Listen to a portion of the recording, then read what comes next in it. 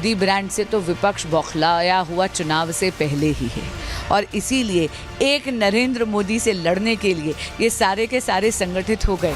देश में तानाशाही इतनी हद पार कर रही है कि ईडी मुख्यमंत्री के अगेंस्ट वो स्टे के लिए चली जाती है। अभी तक विपक्ष ये नहीं समझ पा रहा कि वह जो मोदी जी का नाम है, जो मोदी जी की छवि है, उसका तोड़ क्या निकाले, क्योंकि उनका जो काम करने का तरीका है वो लोगों को डराने का है।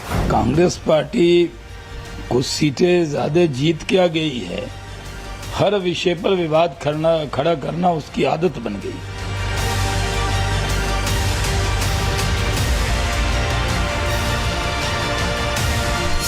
पूछता है भारत। सुधांशु त्रिवेदी जी, मैं पहले आपसे पूछ रहा हूं सर, रत्नाकर जी आ रहा हूं आपके पास, अनुराग भदौरिया जी आ रहा हूं, बट पहले सुधांशु त्रिवेदी एंड मैं one on one please. Thank you very much. You can play the graphics if you want director.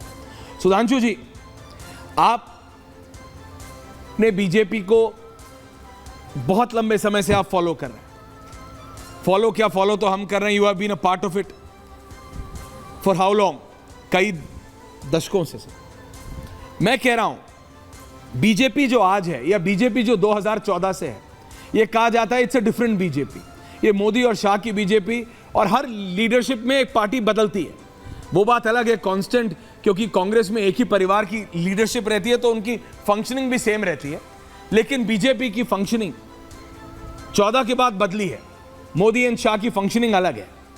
Modi decides, Amit Shah implements and others follow. विपक्ष इस बार 2000, मैंने कहा only Sudhanshu Trivedi and me, thank you. विपक्ष इस बार इस बात में बहुत मजे ले रहा है, बहुत जिसे कहते हैं ना रस ले रहा है इस बात में, डिस्कशंस में भी, ऑन कैमरा ऑफ कैमरा, ये बड़े बड़े दिल्ली के क्लबों में बैठ के भी, कि देखो हमने बीजेपी को 272 से पहले इस बार रोक लिया, अगली बार देखना 200 पे रोक देंगे। देखना, अभी भी वो अपनी जीत की बात नहीं कर रहे हैं। आपको भी पता होगा सर, आपसे भी हजारों लाखों लोग मिलने आते हैं, आप भी नेता है, सांसद है, वो उनके लोग ऑफिशियली बोल रहे हैं कि हमें ठीक है मोदी को हराएंगे जब हराएंगे, लेकिन हमने जो फिनोमिनन था, जो एक जिसे कहते हैं ना भोकाल, देसी भाषा में जो एक भोकाल था मोदी का, उसको हमने रोक दिया है और यही हमारा इंटेंट था। अब हम धीरे धीरे चलेंगे, चाहे हम कछुए की चाल चलें, लेकिन हम चलते रहेंगे, अब हम रुकेंगे नहीं। Sudhanshu ji, how do you see this?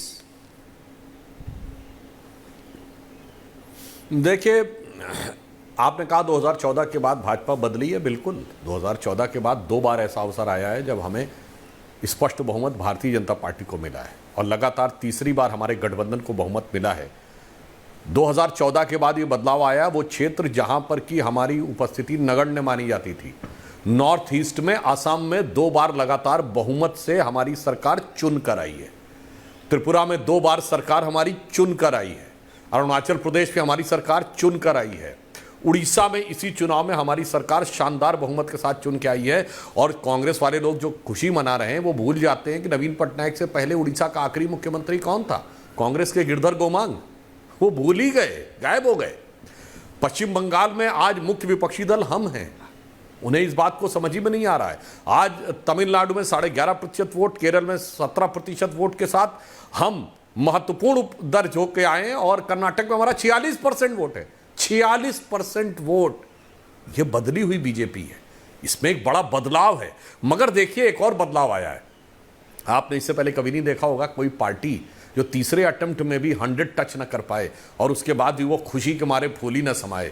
ये दर्शाता है कि मोदी जी के नेतृत्व में भाजपा ने वो मुकाम हासिल कर लिया है कि इसे पीछे करने का तो ख्वाब ख्यालों में नहीं है। बस यही उनके लिए संतुष्ट की बात है कि एक डिस्टिंक्शन पाने वाला स्टूडेंट डिस्टिंक्शन पाने से रह गया, वो फर्स्ट डिवीजन पे अटक गया है, तो लगातार तीसरी बार फेल होने वाला स्टूडेंट इसी बात से खुश है, अरे मैं तो बस पास होने ही जा रहा था, 33 की बजाय 30 नंबर तो मेरे आ ही गए थे, वरना मैं पास तो हो जाता। एक बात की जरूर उनको मैं बधाई देता हूं कि तीसरे अटेम्प्ट में कम से कम वो मुख्य विपक्षी दल के लायक स्थिति उन्होंने बनाने में सफलता हासिल की। मैं एक और बात करना चाहता हूं, नैरेटिव जो चलता है, कांग्रेस को यूपी में 9.36% वोट मिला है, और लग रहा बहुत बड़ा परिवर्तन आ गया। तमिलनाडु में भारतीय जनता पार्टी को 11.5% वोट मिला है, तमिलनाडु में, मगर किसी का ध्यान नहीं जा रहा है।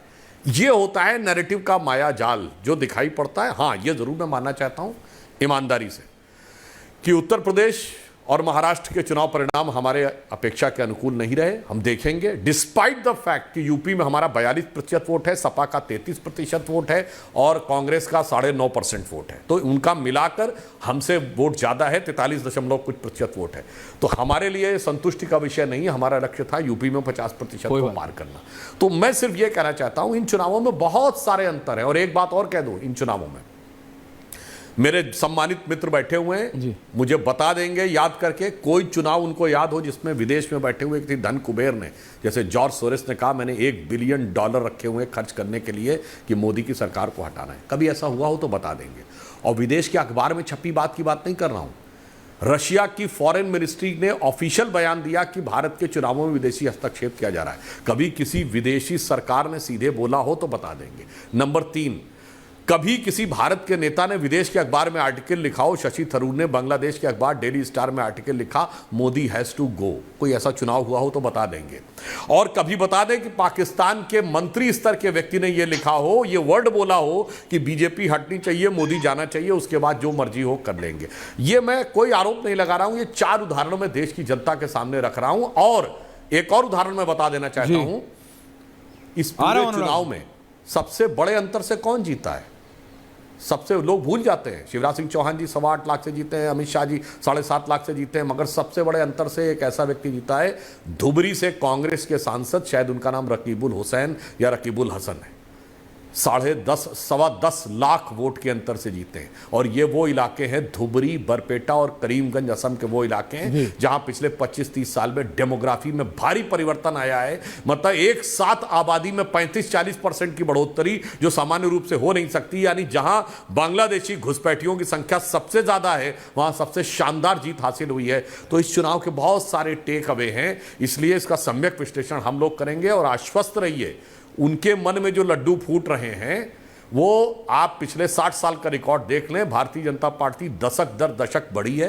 1984 में 2 सीटों की पार्टी होने के बावजूद मत प्रतिशत में हम सबसे बड़ी पार्टी थे। मैं आज भी बताना चाहता हूं, हमारा केवल 0.3% वोट हमारे गठबंधन का कम है महाराष्ट्र में। परंतु कोई बात नहीं, फिर भी हम कहते हैं हमारी इच्छा के अनुसार, हमारी इच्छा संतुष्टि के अनुसार ये नहीं हुए हैं। जैसे हर मैच में सचिन तेंदुलकर या सुनील गावस्कर से सेंचुरी की अपेक्षा होती थी, तो वो 90 पर भी आउट हो जाएं तो दुख होता था। तो उसी प्रकार से हम इस विषय का विचार करेंगे। और इससे पूर्व मोदी जी ने भिन्न भिन्न चुनौतीपूर्ण परिस्थितियों में कुशलता से संचालन करके दिखाया, और इसमें भी हम संचालन करके दिखाएंगे। और प्रमाण देख लीजिए अंत में। नहीं देख लेते हैं, लेकिन अभी चुनाव खत्म हुए 15 दिन हुए और इंडी जी बोलिए, एक लाइन कर। हाँ बोलिए, एक लाइन कह दो। बोल गए, बहुत इतना देर से प्रवचन दे रहे हैं आप लोग। अभी 15 दिन हुए और इनका एक गठबंधन से हो गया। आम आदमी पार्टी ने सुने बैठ के यहाँ पे। अनुराग जी आ रहा हूं, आम आदमी पार्टी लाइट आ गई, ये फ्रेम आ रहा है को अलग है। तब भाई आम आदमी पार्टी और कांग्रेस की सीटें क्यों जोड़े हुए हैं? भाई 13 सीटें पंजाब की तब कैसे इंडी गठबंधन में जुड़ी हुई, जब उन्होंने गठबंधन समाप्त करने की घोषणा कर दी। तो ये भी सत्य समझना चाहिए। अरे आधे घंटे से मैं आधा घंटा नजर आ रहा, शो मेरा है, मुझे तो बोलने दीजिए अनुराग भदौरिया। अभी पता है अभी 37-370 नहीं। लेकिन मैं सुधांशु जी, एक बात जो विपक्ष बोलता है और जो फैक्चुअली करेक्ट है कि आपकी सरकार में एक भी मुस्लिम मंत्री नहीं है, माइनॉरिटी का गलत है। रवनीत बिट्टू को इलेक्शन हारने के बाद भी आपने मंत्री बनाया, लेकिन एक भी मुस्लिम चेहरा नहीं है। और इसको लेके विपक्ष डंके की चोट पे, मैं कह रहा हूं, अभी आपका ध्यान गया नहीं गया, कई इंटरनेशनल पेपर्स पे भी भारत के विपक्षी नेताओं ने, और एक तो अनुराग भदौरिया जी आपकी पार्टी के भी, आपने पढ़ा कि नहीं पढ़ा मुझे नहीं पता, कई नेता, भारत के नेता विपक्षी अंतरराष्ट्रीय पब्लिकेशंस में लिख रहे हैं कि देखो भारत के इतिहास में पहली बार हो रहा है सुधांशु जी कि केंद्रीय सरकार में एक भी मुस्लिम चेहरा नहीं है, जो कि फैक्चुअली करेक्ट। और उसको लेके वो आपकी सरकार पर टीका टिप्पणी कर। सवाल है ऐश्वर्य जी आपने पूछा। भारत के इतिहास में पहली बार ऐसा हुआ है कि माइनॉरिटी अफेयर्स मिनिस्टर किस कम्युनिटी का है? पता है इन दो में से किसी? बौद्ध हैं किरण रिजिजू। मैं चुनौती से पूछता हूं, कभी बुद्धिस्ट बना है माइनॉरिटी अफेयर्स मिनिस्टर? बताइए कभी बना हो तो। कभी माइनॉरिटी कमीशन का चेयरमैन गैर मुस्लिम बना है? किसी प्रदेश में भी बना है? इसलिए मैं कहना चाहता हूं, हम सारी माइनॉरिटी, और मैं इनसे पूछना चाहता हूं, हमसे 20% कहते थे। 2 बड़े राज्य, उत्तर प्रदेश में 80 में 16 सीटें दी थी क्या मुसलमानों को? गिना के जाके बताएं।